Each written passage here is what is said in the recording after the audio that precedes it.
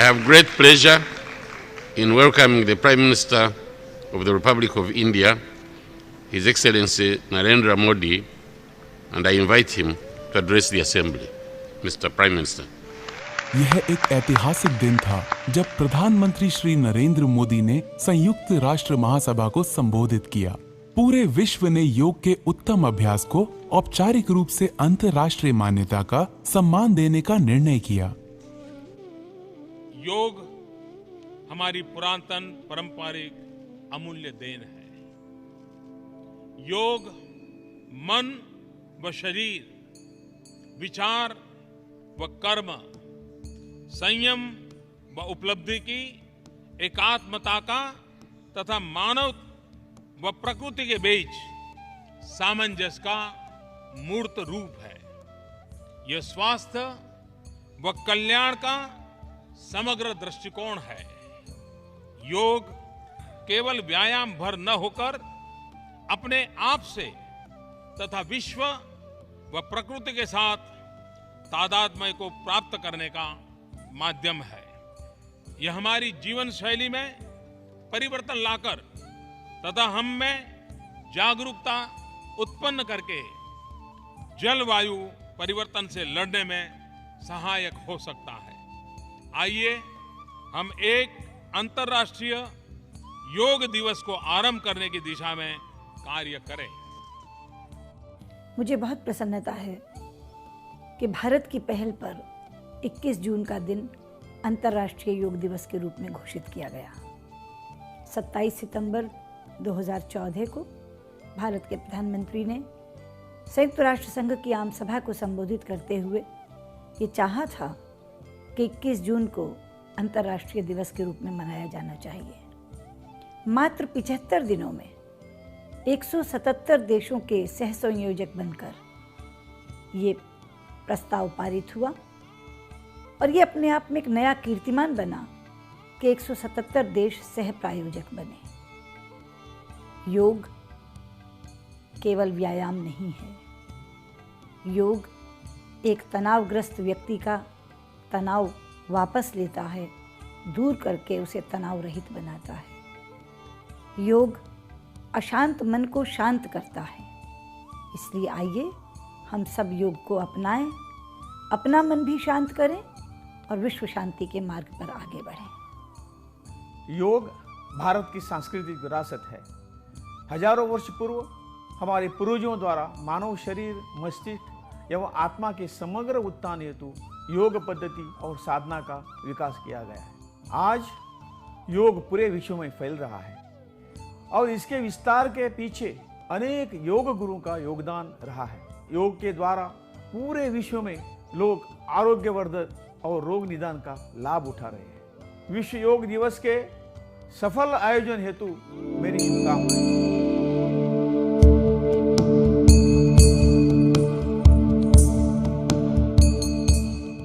योग आवश्यक रूप से एक आध्यात्मिक अनुशासन है जो विशेषतः परिष्कृत विज्ञान पर आधारित है। यह स्वस्थ जीवन के लिए एक कला और विज्ञान है। योग शब्द की उत्पत्ति संस्कृत के शब्द युज से हुई है, जिसका अर्थ जुड़ने या एकजुट होने से है। यौगिक लेखों के आधार पर योग का अभ्यास व्यक्तिगत चेतना को सार्वभौमिक चेतना के साथ मिलन करने के लिए अग्रसर करता है, जिससे मन और शरीर तथा मनुष्य और प्रकृति के बीच एक बेहतर संतुलन बना रहे।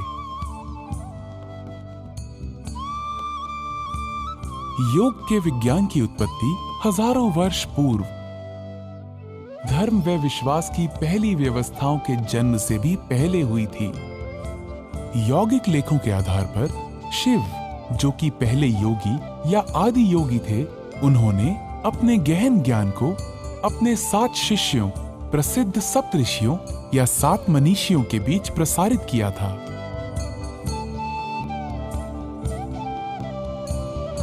योग को पूर्व वैदिक काल से ही अभ्यास में लिया जाता रहा है, लेकिन महर्षि पतंजलि, जिन्हें आधुनिक योग के पिता के रूप में माना जाता है, वही पहले व्यक्ति थे जिन्होंने उस समय के अभ्यासों को अपने योग सूत्रों के आधार पर सुव्यवस्थित और संहिताबद्ध किया।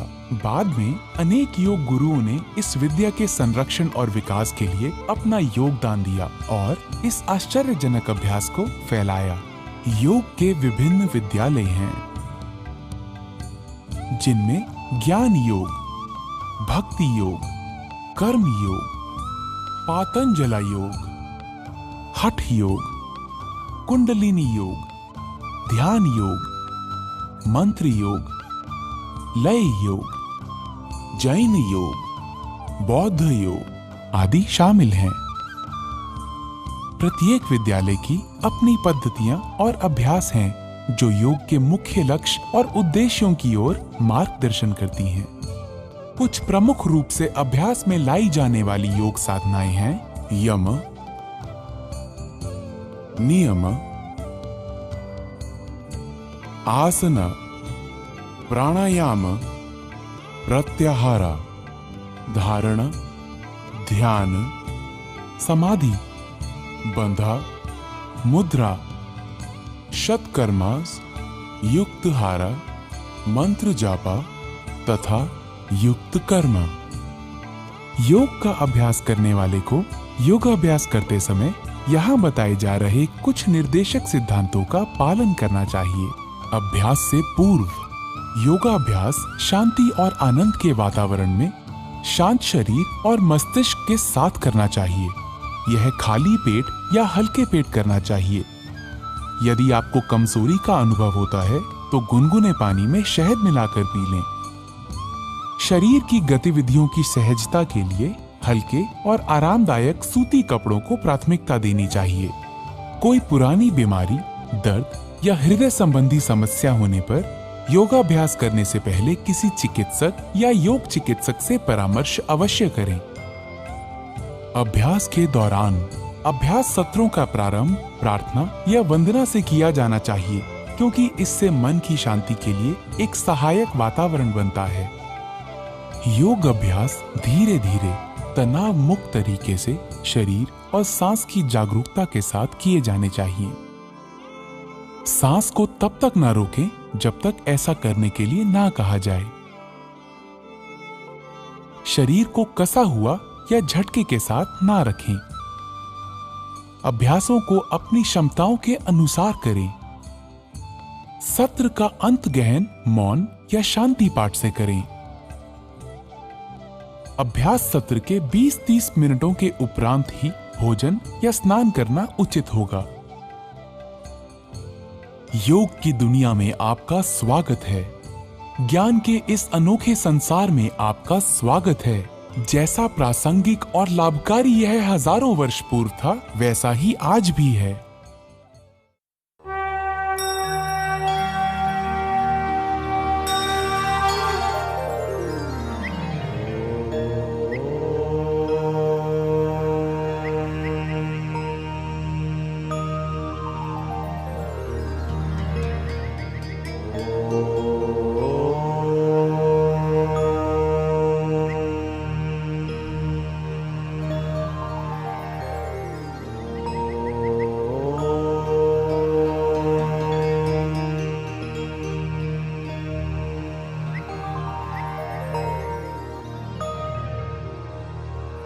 गच्छध्वं संवदध्वं गच्छध्वं संवदध्वं संवो मनांसि जानतां संवो मनांसि जानतां देवा भागं यथा पूर्वे देवा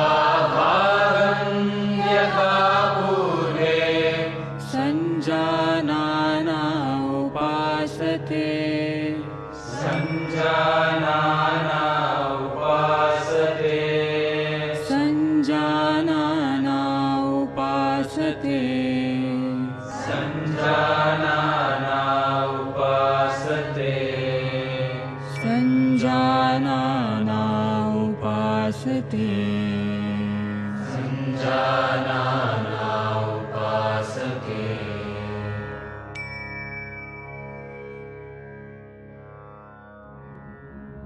योग की दुनिया में आपका स्वागत है। आइए अब हम योग साधना का अभ्यास चालन क्रियाओं यानी शिथिलता अभ्यासों से करते हैं, जो शरीर में सूक्ष्म रूप से रक्त संचार को बढ़ाते हैं। गर्दन का व्यायाम, गर्दन को आगे और पीछे झुकाना। सचेत मुद्रा में खड़े हों। पैरों को आरामदायक स्थिति में फैलाएं तथा हाथों को कमर पर रखें। सांस छोड़ें तथा सिर को धीरे धीरे आगे की ओर झुकाएं और थोड़ी को छाती से स्पर्श कराने का प्रयास करें। सांस भीतर लें तथा सिर को उतना पीछे ले जाएं जितना आराम से जा सके और सांस भीतर लिए हुए सिर को वापस आगे लाएं। गर्दन को बाईं और दाईं ओर झुकाना। सांस छोड़ें तथा सिर को धीरे धीरे दाहिनी तरफ झुकाएं। कान को कंधे के उतना अधिक निकट ले जाएं जितना संभव हो। सांस भीतर लें तथा सिर को सामान्य स्थिति में लाएं। सांस छोड़ें तथा सिर को बाईं तरफ झुकाएं। सांस भीतर लें तथा सिर को वापस सामान्य स्थिति में लाएं। दाहिनी और बाईं ओर घुमाना। सांस छोड़ें तथा सिर आराम से दाहिनी तरफ इतना घुमाएं कि थोड़ी कंधे की सीध में आ जाए। सांस भीतर लें तथा सिर को वापस सामान्य स्थिति में लाएं। सांस छोड़ें तथा सिर को बाईं तरफ घुमाएं। सांस भीतर लें तथा सिर को वापस सामान्य स्थिति में लाएं। गर्दन को घुमाना। सिर को आगे की ओर झुकाकर थोड़ी को छाती से स्पर्श कराने का प्रयास करें। सांस भीतर लें तथा सिर को घड़ी की सुइयों की दिशा में घुमाएं। सिर नीचे की ओर जाते समय सांस छोड़ें। सिर को घड़ी की सुइयों की विपरीत दिशा में घुमाएं। गर्दन के चारों ओर खिंचाव, गर्दन के जोड़ों और मांसपेशियों के शिथिलन तथा गर्दन के तनाव के दूर होने की अनुभूति करें। गर्दन में दर्द और स्पॉन्डिलाइटिस की शिकायत वाले लोगों को यह व्यायाम आराम से करना चाहिए। धड़ को घुमाना। पांवों को परस्पर 2 फुट की दूरी पर रखें। दोनों हाथों को छाती की ऊंचाई तक इस प्रकार उठाएं कि दोनों हथेलियां एक दूसरे के सामने हों। सांस छोड़ें। शरीर को दाहिनी तरफ इतना घुमाएं कि बाईं हथेली दाहिने कंधे को स्पर्श कर ले। सांस भीतर लेते हुए वापस लौटें। अब सांस छोड़ें। शरीर को बाईं तरफ इतना घुमाएं कि दाहिनी हथेली बाएं कंधे को स्पर्श कर ले। सांस भीतर लेते हुए वापस लौटें। पुनः दोहराएं। सांस लेते हुए धीरे धीरे करें। मेरुदंड या डिस्क संबंधी समस्या होने पर तथा मासिक धर्म के दौरान यह व्यायाम ना करें। खड़ी मुद्रा में विश्राम करें।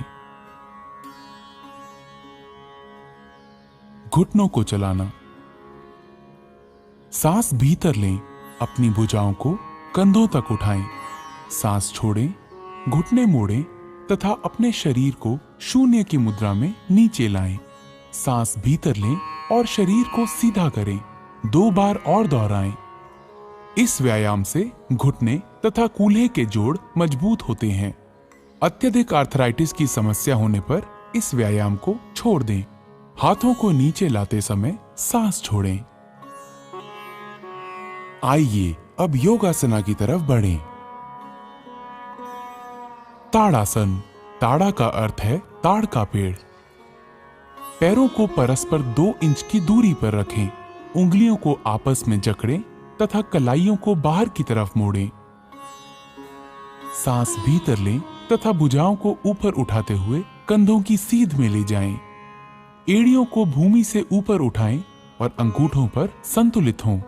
इस स्थिति में 10 से 15 सेकंड तक रहें।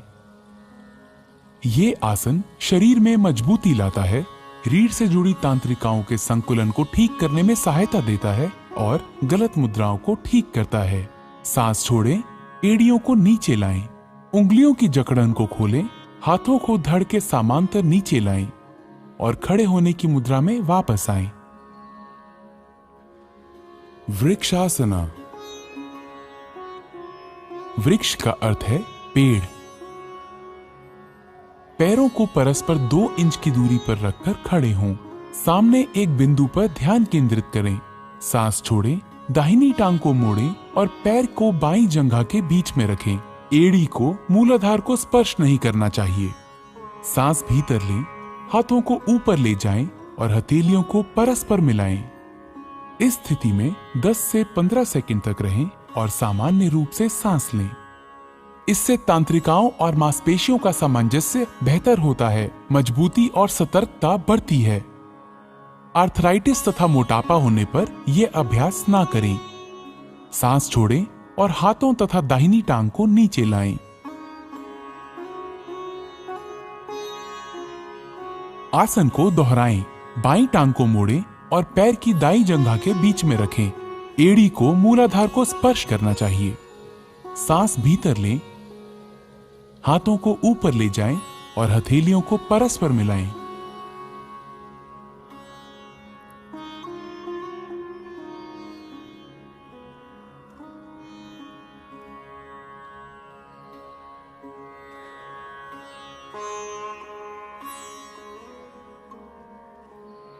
विश्राम करें।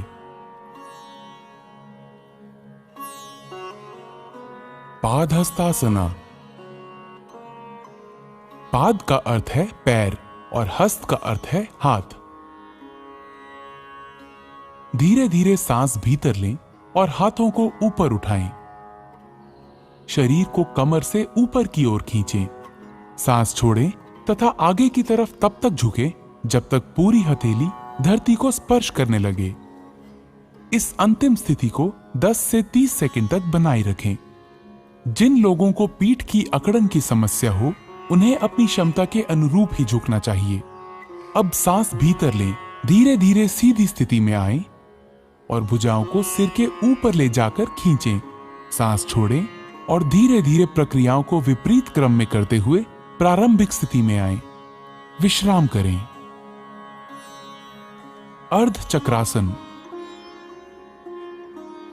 पीठ को कमर पर सहारा दें। सांस छोड़ें, सिर को पीछे झुकाएं, गर्दन की मांसपेशियों को खींचें तथा रीढ़ के निचले हिस्से से पीछे की ओर झुकें। सामान्य सांस लेते हुए विश्राम करें। इस स्थिति में 10 से 30 सेकंड तक रहें। अर्ध चक्रासन रीढ़ को लचीला बनाता है तथा मेरु तांत्रिकाओं को मजबूती प्रदान करता है। यह सांस लेने की क्षमता को बेहतर बनाता है। सांस भीतर लें, धीरे धीरे वापस आएं तथा विश्राम करें। उच्च रक्तचाप के रोगियों को सावधानी से झुकना चाहिए। त्रिकोणासन। त्रिकोण का अर्थ है त्रिभुज। पैरों को परस्पर आरामदायक दूरी पर रखकर खड़े हों। हाथों को धीरे धीरे किनारे से तब तक उठाएं जब तक वे क्षैतिज ना हो जाएं। सांस छोड़ें, धीरे धीरे दाहिनी तरफ झुकें और दाहिने हाथ को दाहिने पैर के ठीक पीछे रखें। बाएं हाथ को दाहिने हाथ की सीध में खड़ा करें। सामान्य श्वास के साथ इस स्थिति में 10 से 30 सेकंड तक रहें। यह समतल पैर से बचाता है, पिंडलियों, जांघों तथा कमर की मांसपेशियों को मजबूती प्रदान करता है और मेरुदंड को लचीला बनाता है। सांस अंदर लेने के साथ ही धीरे धीरे वापस आएं। बाईं तरफ के लिए फिर दोहराएं। स्लिप डिस्क, साइटिका और उदर शल्य चिकित्सा के उपरांत यह आसन ना करें। अपनी शारीरिक सीमाओं से आगे ना जाएं।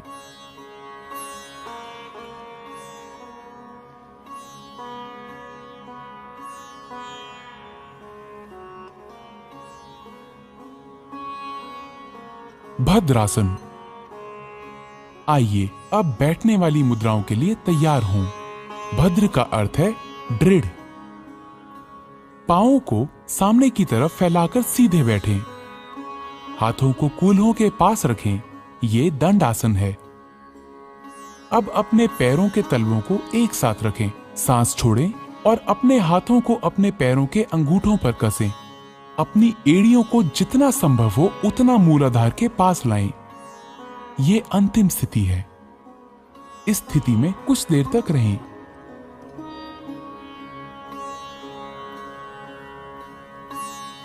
भद्रासन शरीर को दृढ़ रखता है और मस्तिष्क को स्थिर करता है। अब अपने पैरों को खींचें और विश्राम की अवस्था में आएं। एक्यूट आर्थराइटिस अथवा साइटिका होने पर यह अभ्यास ना करें। अर्ध उष्ट्रासन। उष्ट्र का अर्थ है ऊंट। दंडासन में आएं, अपने पैर मोड़ें और एड़ियों पर बैठ जाएं। जांघों को पास पास रखें और पैरों के अंगूठे एक दूसरे को स्पर्श कर रहे हों। हाथों को घुटने पर रखें। यह वज्र आसन है। आइए अब अर्ध उष्ट्रासन प्रारंभ करें। सांस भीतर लें, उठें और अपने घुटनों के बल खड़े हों। सांस छोड़ें। अपनी हथेलियों को कूल्हों पर इस प्रकार रखें कि उंगलियां नीचे की ओर रहें। कोहनियों और कंधों को समानांतर रखें। सिर पीछे झुकाएं और गर्दन की मांसपेशियों को खींचें। सांस भीतर लें और धड़ को उतना पीछे झुकाएं जितना आसानी से झुक सके। सांस छोड़ें और विश्राम करें। यह अंतिम मुद्रा है।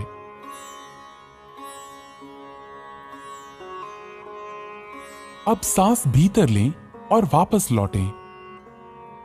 सांस छोड़ें, अपने हाथ नीचे रखें और वज्रासन में बैठें। यह आसन उदर की चोटों, चक्कर आने या गर्भावस्था के दौरान ना करें। शशांकासन।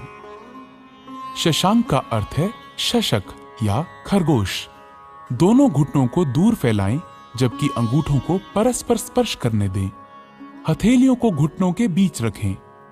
सांस छोड़ें और उन्हें धीरे धीरे पूरी लंबाई में खींचें। आगे झुकें और थोड़ी को भूमि पर रखें। भुजाओं को समांतर रखें। सामने देखें और मुद्रा को बनाए रखें।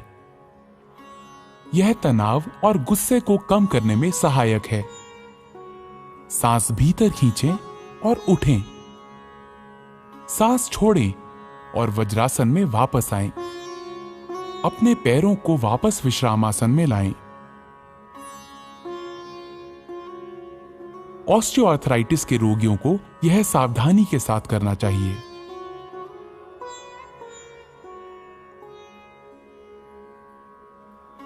वक्रासन। वक्र का अर्थ है टेढ़ा या मुड़ा हुआ। दाहिनी टांग को मोड़ें और दाहिने पैर को बाएं घुटने के साथ रखें।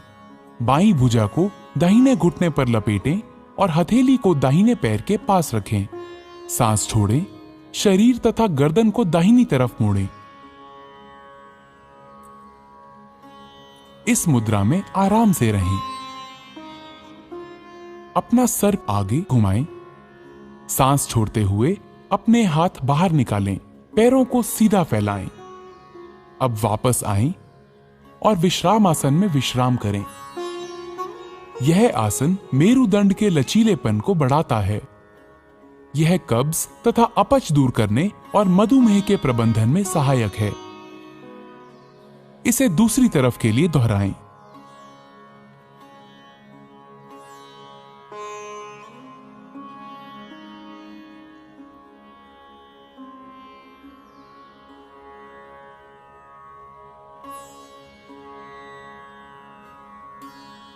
अपना सर आगे घुमाएं।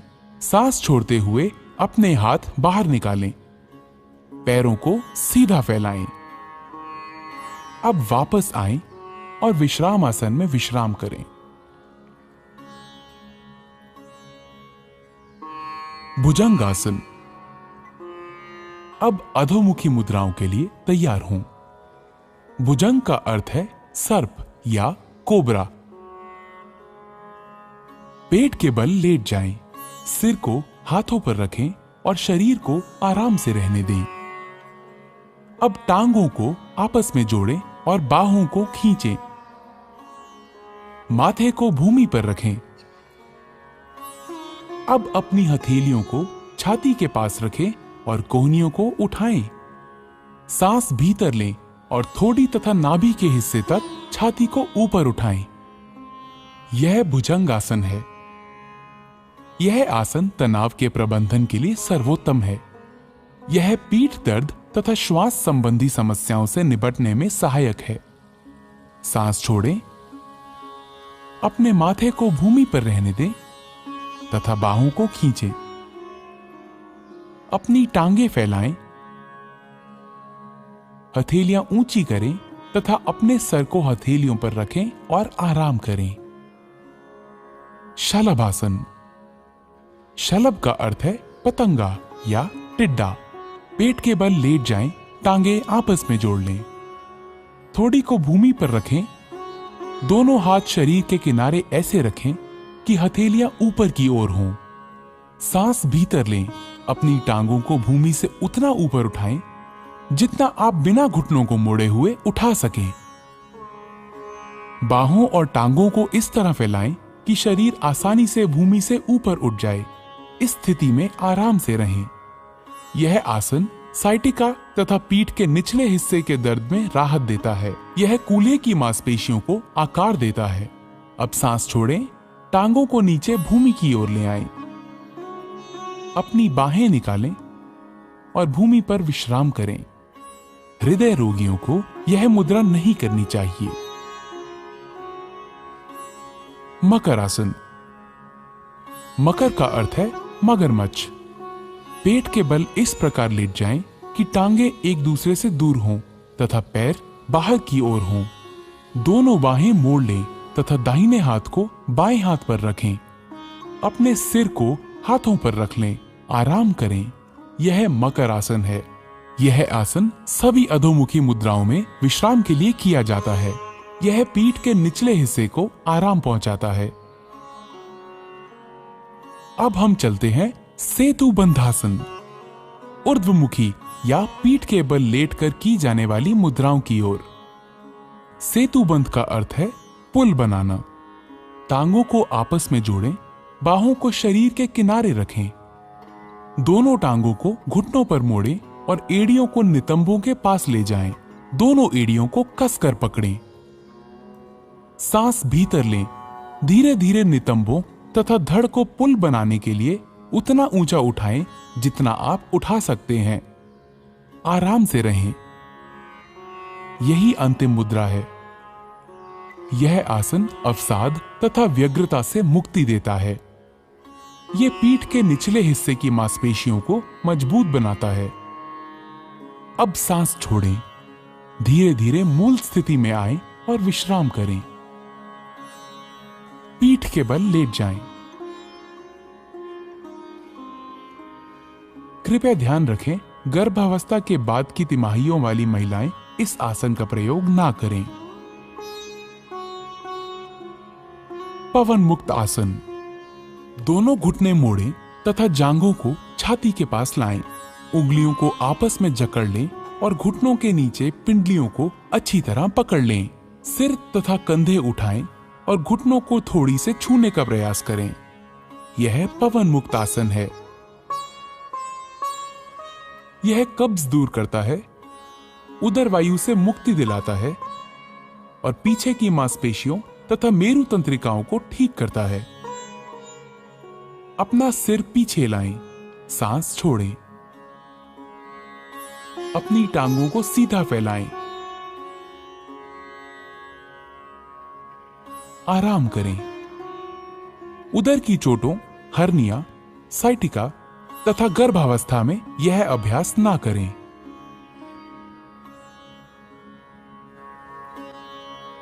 शवासन। शव का अर्थ है मृत शरीर। यह आसन संपूर्ण विश्राम के लिए किया जाता है। अपनी भुजाओं और टांगों को फैलाकर आराम से पीठ के बल लेट जाएं। हथेलियां ऊपर की ओर हों। आंखें बंद कर लें। पूरे शरीर को जागृत भाव से विश्राम दें। प्राकृतिक श्वास से परिचित हों। इसे लयबद्ध और धीमा होने दें। ताजगीपूर्ण और निश्चिंतता की अनुभूति होने तक इस अवस्था में रहें। यह आसन सभी प्रकार के तनावों से मुक्ति देता है और शरीर तथा मस्तिष्क दोनों को विश्राम देता है। यह तनाव तथा उसके परिणामों के प्रबंधन में बहुत सहायक है।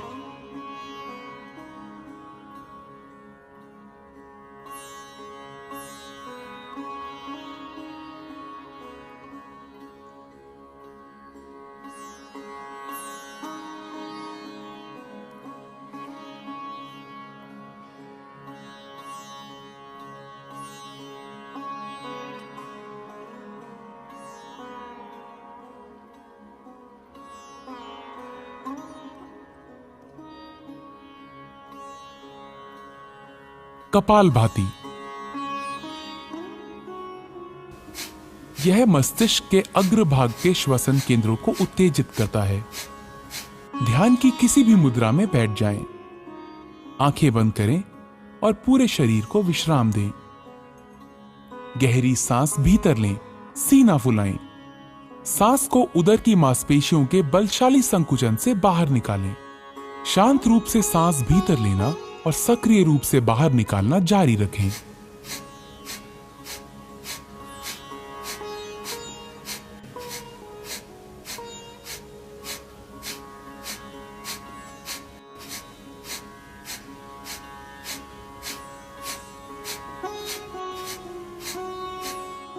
फिर एक गहरी सांस लें, धीरे धीरे बाहर निकालें और विश्राम लें।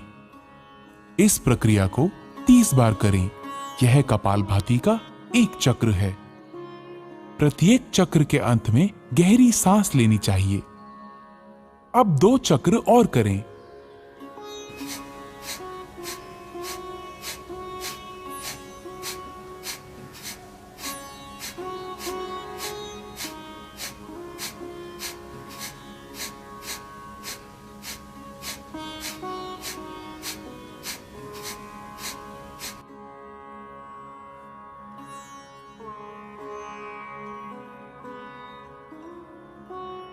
कपालभाति सामने की वायु नलिकाओं को स्वच्छ करता है।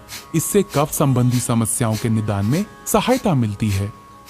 यह ठंड, राइनाइटिस, साइनोसाइटिस, अस्थमा तथा श्वास संबंधी रोगों के उपचार में सहायक है।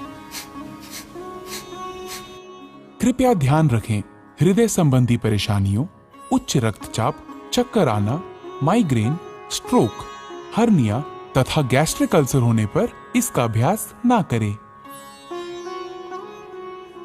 प्राणायाम। नाड़ी शोधन या अनुलोम विलोम प्राणायाम।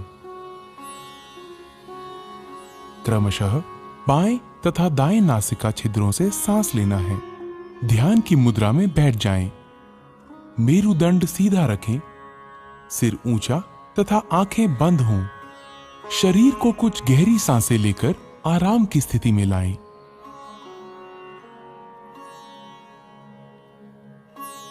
बाईं हथेली को बाएं घुटने पर ज्ञान मुद्रा में रखें। दायां हाथ नासाग्र मुद्रा में होना चाहिए। बाहिने अंगूठे को दाहिने नासिका छिद्र पर रखें। बाएं नासिका छिद्र से श्वास अंदर लें, फिर इसे बंद कर लें। दाहिने नासिका छिद्र से श्वास बाहर निकालें। अगली बार दाहिने नासिका छिद्र से सांस भीतर लें। दाहिना नासिका छिद्र बंद करें और बाएं नासिका छिद्र से श्वास बाहर निकालें। यह नाड़ी शोधन या अनुलोम विलोम प्राणायाम का एक चक्र है। 5 चक्र और पूरे करें।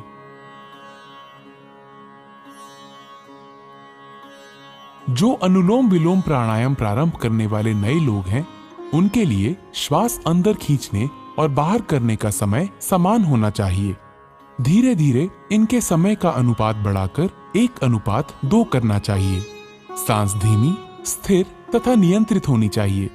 इस प्राणायाम का उद्देश्य ऊर्जा के सभी प्रमुख मार्गों को शुद्ध करना है। ये पूरे शरीर को पोषित करता है।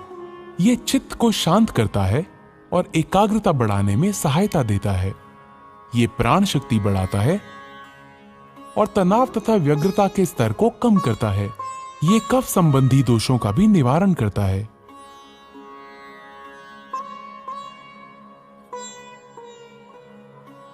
भ्रामरी प्राणायाम।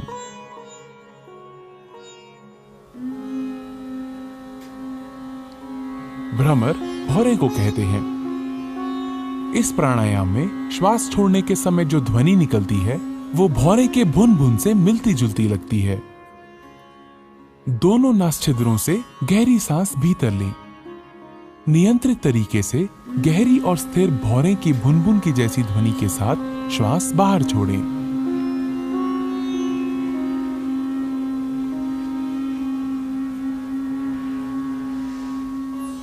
यह भ्रामरी प्राणायाम का एक चक्र है।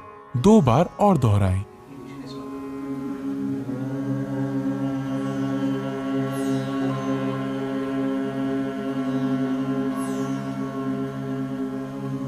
ये अनिद्रा की अच्छी दवा है। इसे तनाव संबंधी विकारों को दूर करने में बहुत कारगर पाया गया है।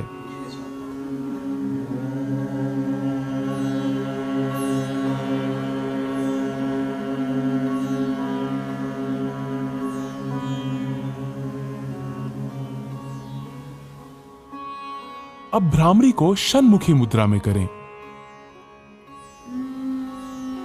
अपने कानों को अंगूठों से बंद कर लें। अब तर्जनी को अपनी आंख पर, मध्यमा को नासापुटों पर तथा अनामिका और कनिष्ठिका उंगलियों को अपने होठों पर रखें। अपनी नाक खोलें और दोनों छिद्रों से श्वास भीतर लें। नियंत्रित गति से धीरे धीरे भौरे की भुनभुन सी आवाज करते हुए श्वास छोड़ें।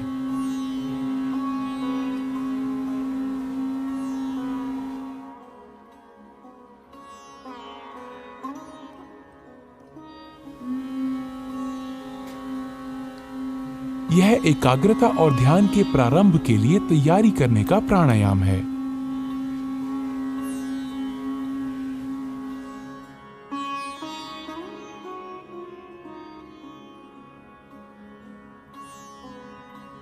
ध्यान। आइए अब ध्यान के लिए तैयार हों। ध्यान एक निरंतर चिंतन की प्रक्रिया है।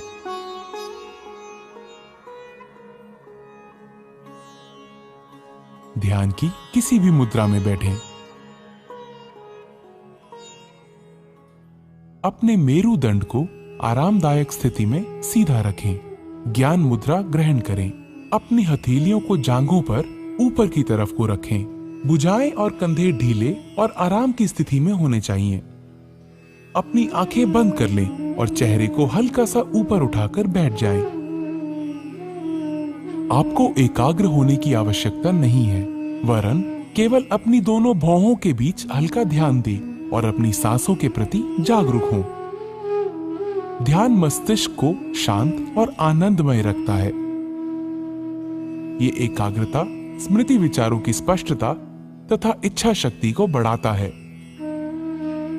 ये पूरे शरीर और मस्तिष्क को सही तरह से आराम देकर उसे पुनः चैतन्य कर देता है।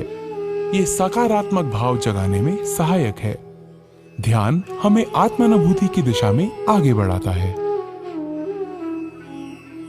ध्यान की स्थिति में बने रहें।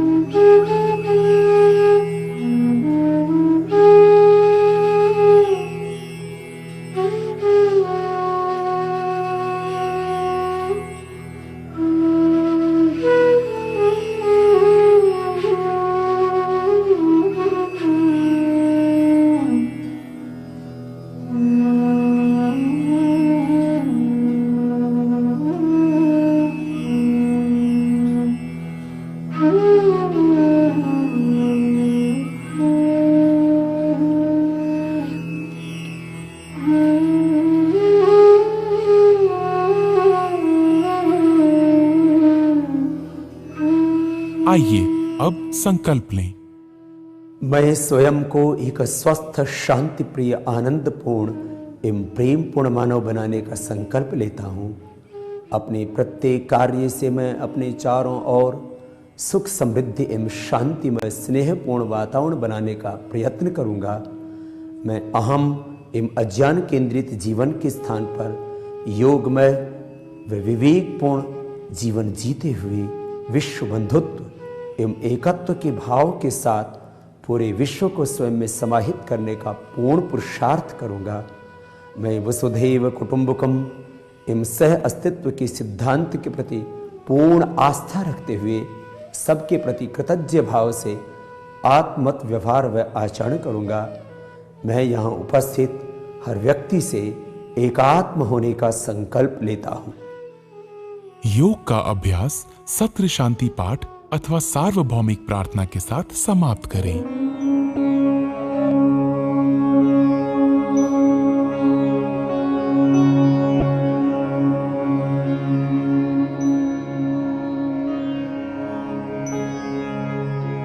सर्वे भवन्तु सुखिनः, सर्वे सन्तु निरामयाः, सर्वे भद्राणि पश्यन्तु, मा कश्चित् दुःखभाग् भवेत्, मा कश्चित् दुःखभाग् भवेत्। ॐ शान्ति शान्ति शान्ति।